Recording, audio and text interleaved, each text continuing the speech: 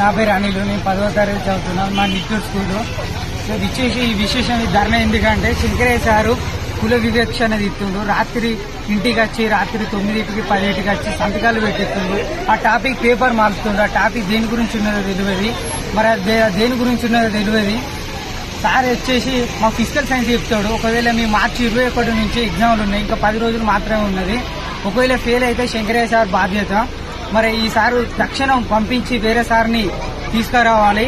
ఇక్కడ ఉన్న గవర్నమెంట్ చదువుల మంత్రులైనా, ఎమ్మెల్యేలైనా, ముఖ్యమంత్రులైనా, డిఓ మేడం అయినా, కలెక్టర్ మేడం అయినా, ఎంపీలైనా, ఎమ్మెల్యేలైనా ఎవరైనా కానీ ఈ పరిష్కారాన్ని సర్ది చేయాలి. వెంటనే సార్ని పంపించాలి, వేరే సార్ని తీసుకురావాలి.